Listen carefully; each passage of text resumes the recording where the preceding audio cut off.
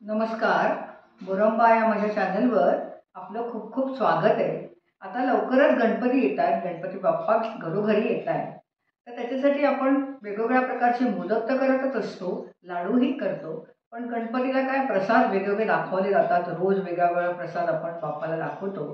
तर त्याच्यासाठी काही पाहुणेही घरी येत असतात आणि त्यांना काय द्यायचं असा प्रश्न पडतो. लाडू, मोदक हे आपण करून ठेवतो. पण तशाच प्रकारचं मी करून ठेवायला की आपण 4-5 दिवस देऊ शकतो लोकांना पाहुणे आले तर. अशासाठी म्हणून मी नारळाच्या वड्या करते. त्या कशा करायच्या आहे त्या बघूया. हे बघा, एक नारळ घेतलाय, खवून घेतलाय.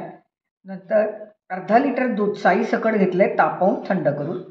आणि एक सपाट बाऊल साखर घेतली. नंतर वेलची पावडर आणि बदाम किंवा काजूचे काप.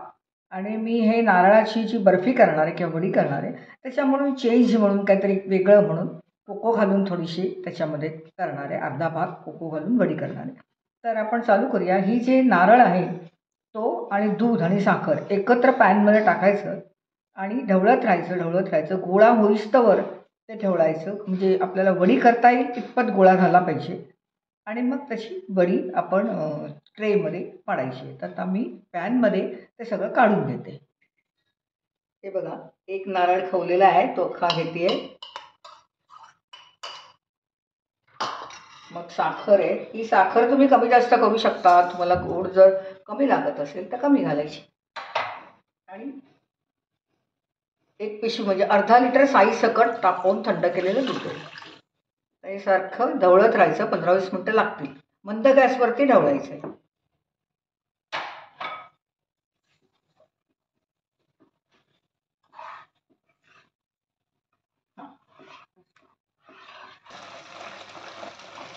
हे बघा, हलवत राहिले होते कॉन्स्टंट आणि जरासा मोठा गॅस केला होता. आता अळत आले पण अजून सुटलं पाहिजे बाजूने आणि गोळा झाला पाहिजे. म्हणजे अजून 7 ते 8 मिनटं लागतील. हे बघा, होत आलं आहे. बाहेरनं आता हे असं गोळा होईल. आता अर्धं मी काढून घेते आणि अर्ध्या ह्याच्यात चॉकलेट पावडर आहे ना ती टाकते. म्हणजे खालचा लेअर आपण चॉकलेट करूया आणि वरचा पांढरा नारळाचा अर्धा भाग काढून घेते. अजून व्हायला लागेल थोडं पण त्याच्यात मिक्स होईल. चॉकलेट पावडर टाकून घेतली, अर्धा काढून घेतला. आता त्याच्यात थोडं मिक्स करते आणि थोडं अजून हटायला लागेल. थोडा गोळा झाला की टाकून देते. हे बघा, हे झालेलं आहे. चॉकलेट पावडर टाकून एक थर टाकून घेते. तो जरा थंड झाला बसला की मग वरचा पांढरा थर टाकायचा आहे. असंच करायची प्रोसेस. हे टाकून घेते.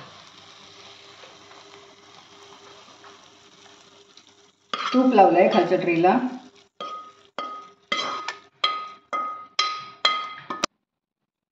हे बघा, खाली चॉकलेटचा लेअर देऊन घेतला होता.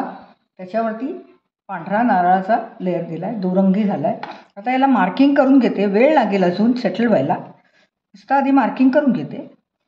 मग आपण वाळलं की 1-2 तास तरी लागतील. कारण एकदम कोरडी वडी नाही केली आपण.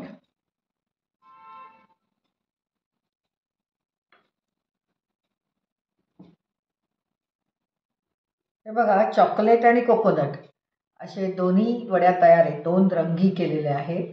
त्या गणपतीच्या प्रसादाला व्हेरायटी म्हणून आपण देऊ शकतो. गणपतीच्या प्रसादासाठी 2 रंगी वड्या तयार केल्या आहेत खोबऱ्याच्या. बघा, हा व्हिडिओ नीट तुम्ही बघितलाच असेल. आवडला का? कशा काय वाटत आहेत त्या? आवडला असेल तर लाईक करा आणि शेअर करा. आणि असंच मला फॉलो करत जा आणि माझ्या चॅनलला सबस्क्राईब मात्र नक्की करा. धन्यवाद.